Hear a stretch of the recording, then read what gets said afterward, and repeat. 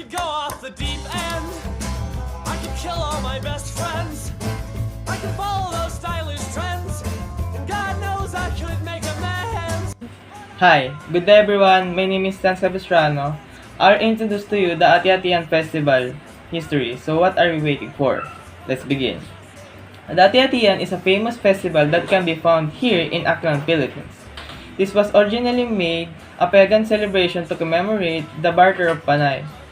And fun fact, the Aita accept gifts from the Datus. The Ati-Atihan festival is held annually in January in honor of Santo Niño in various towns of the province of Aklan, which is the Panay Island. The National Commission for Culture and the Arts, in short in NCCA, named the Kalibo Santo Niño Ati-Atihan as Mother of Philippines Festival. It was through the Kalibo Ati-Atihan Festival that inspired the origin of the Dinagyang Festival of Iloilo, the Sinulog Festival in Cebu, among others. Though Ati-Atihan may seem to some as just a form of merrymaking on the streets, it does have a religious facet.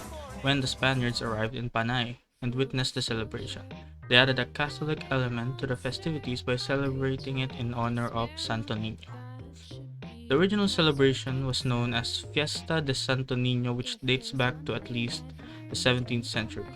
The festivity claimed to be originally a native animist celebration of the Anito, to which Spanish missionaries gradually added a Christian meaning. The festival is also linked to the epic Maragtas.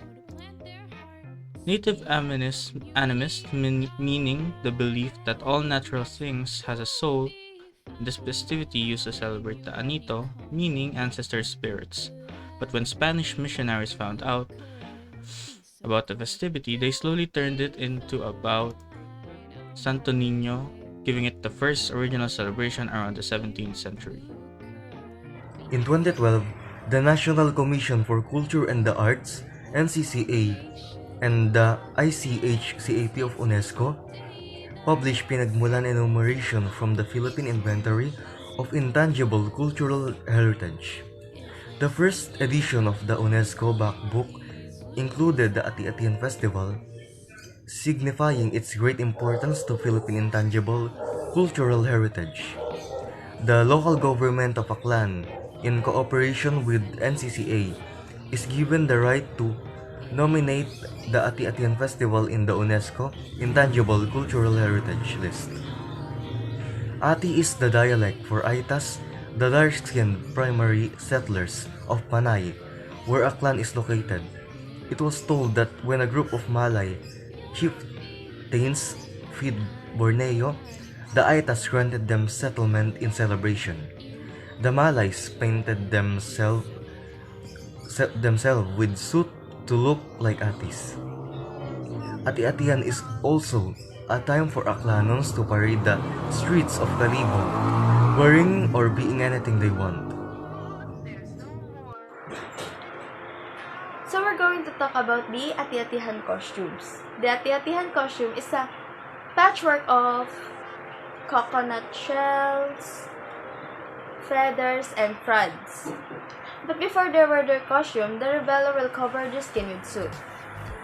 The Ati-Atihan means making atis, that pretending to be aboriginal native, that one inhabited Aklan, and also Ati-Atihan is observed in honor of child Jesus. It involves mirroring oneself with smooth to darken the skin and dress up the tribal family. The Ati-Atihan multifunctional headwear is inspired by the Ati-Atihan festival celebrated annually in January at the town of Kalibo. The festival is primarily devoted to the Santo Niño or Child Jesus. It is also known as the mother of all Philippine festivals. Their costumes are made of simple materials like coconut husk, dried banana leaves, and woven mat. It showcases dancing in groups wearing colorful costumes, body paints, loud music for drums, masks, and feathers.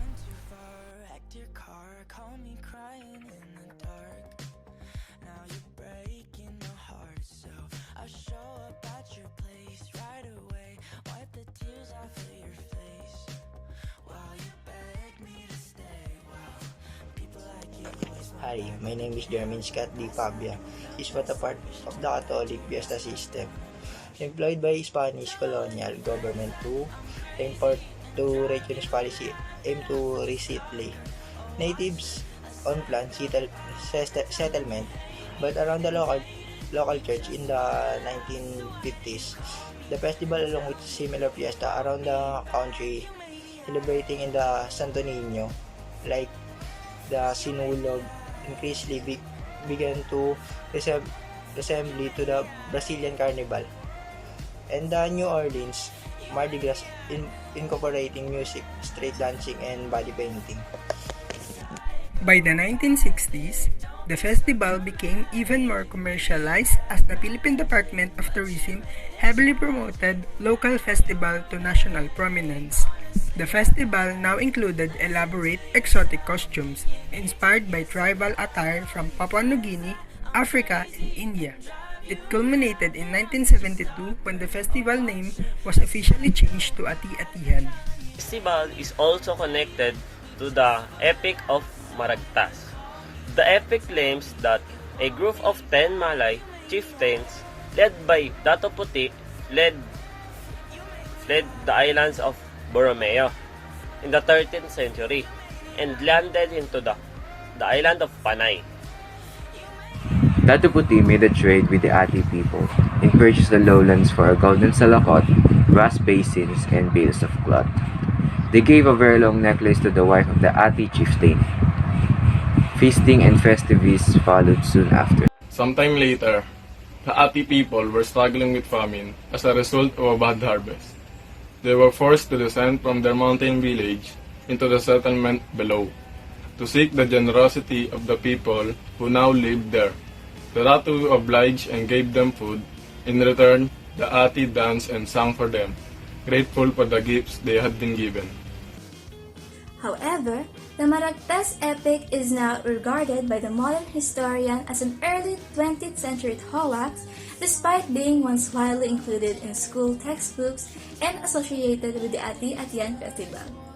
The claim of its origins from the Maragtas or the Ati people is a modern addition like its name.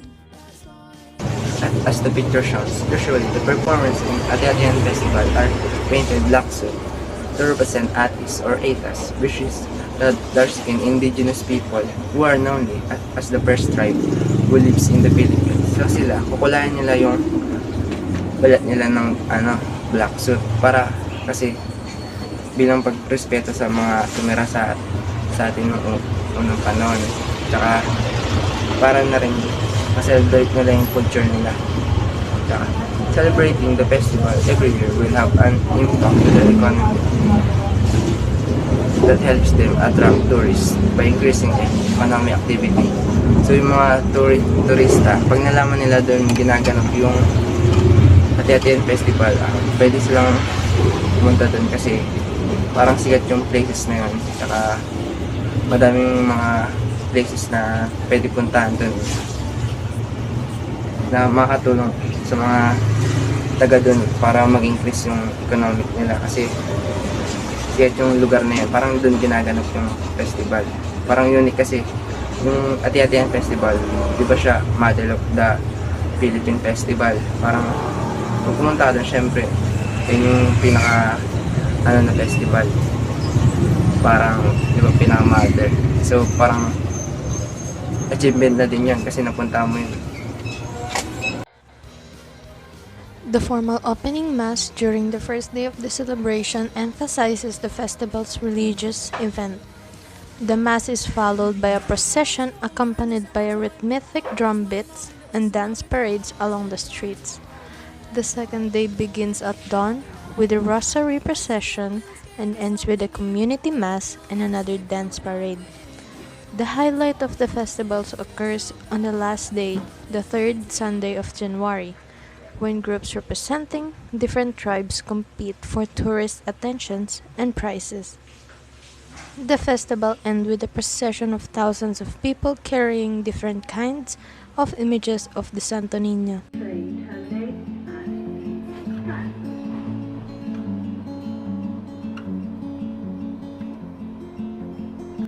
I learned in our report is that Ati-Atihan is one of the famous festivals that can be found here in Aklan, Philippines. And the ETA is accepting gifts from the Datu.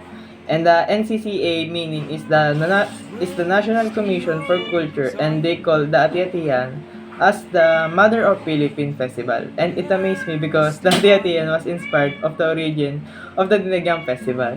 And that's all for my takeaways. Thank you. I have learned that the Kalibo Santo Niño Ati-Atihan Festival is also known as the Mother of the Philippine Festival. Ati is the dialect Aitas, the dark-skinned family settlers of Panay where the Aklan is located. Also, I have learned that their costumes are made of simple materials like coconut shells, feathers, and frogs.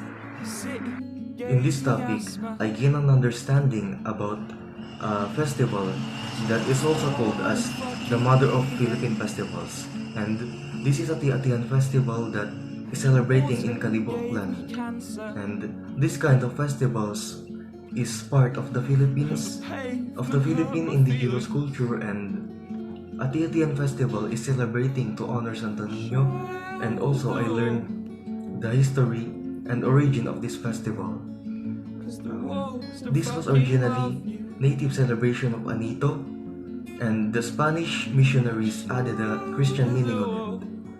And I also learned about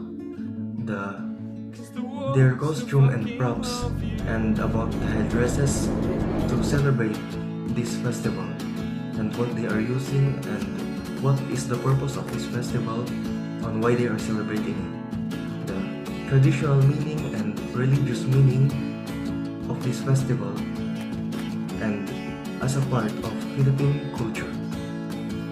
I learned that Ati-Atihan Festival celebrates to honor Santo Niño and also to commemorate a peace pact between two warring tribes back in 1210. And I also learned that Ati-Atihan Festival is the mother of all festivals in the Philippines, and it is important to celebrate to pass it in the next generation. I learned that in our topic is that Ati-Atihan Festival is held every third Sunday of January and is one of the 3 variations of Mardi Gras that are held in the Philippines. And by the 1960s, it became even more commercialized as the Philippine Department of Tourism heavily promoted local festivals to national prominence. I also learned that Ati-Atihan has deep ties with religious beliefs, such as faith healing tradition, commonly known as pahilot. It is where the Catholic priest will rub the Santo Niño in the devotee's body. They believe it heals the body and soul. They also have this ending in a fruitful way, where they light a bamboo torches in hand and 1,000 of drum beats fill the airs. They will have a procession in the streets toward the Kalibo Cathedral, and they will then pray for the final moment to end the Ati-Atihan Festival. This is my takeaways. What I learned in this work or this activity is where and what the origin of Ati-Atihan Festival.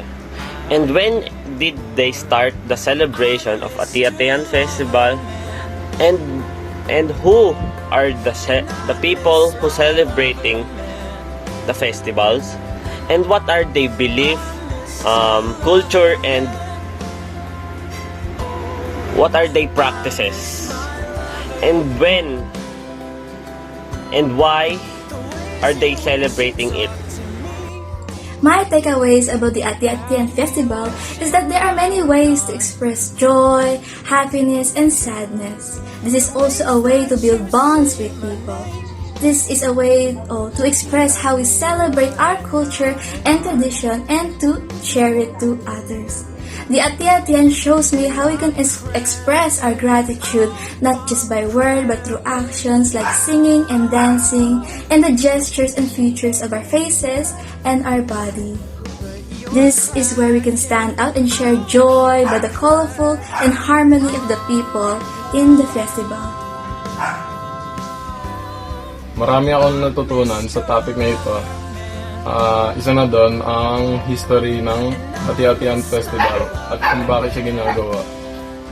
Ang Ati-Atihan Festival ay tinatawag din na Mother of Philippine Festival kasi marami siyang na-inspired na festival tulad ng Sinulog Festival ng Cebu at Dinagyang Festival ng Iloilo at marami pang iba.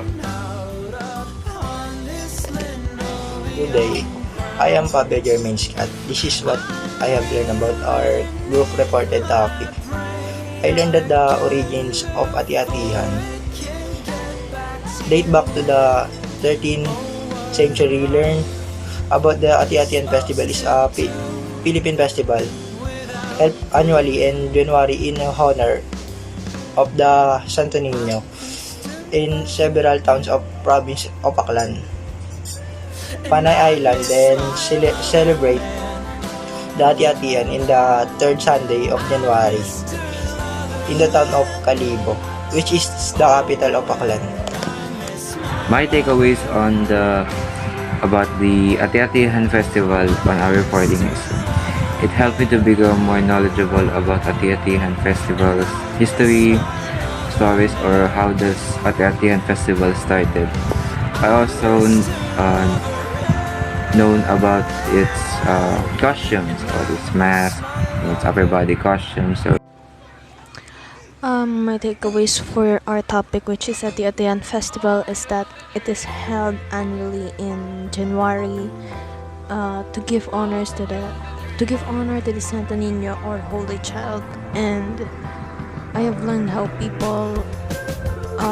the Ati people give efforts to celebrate this kind of festival just to give honor, and I have also learned that this is the biggest celebration held during the third Sunday of January in the town of Calibo, Aklan.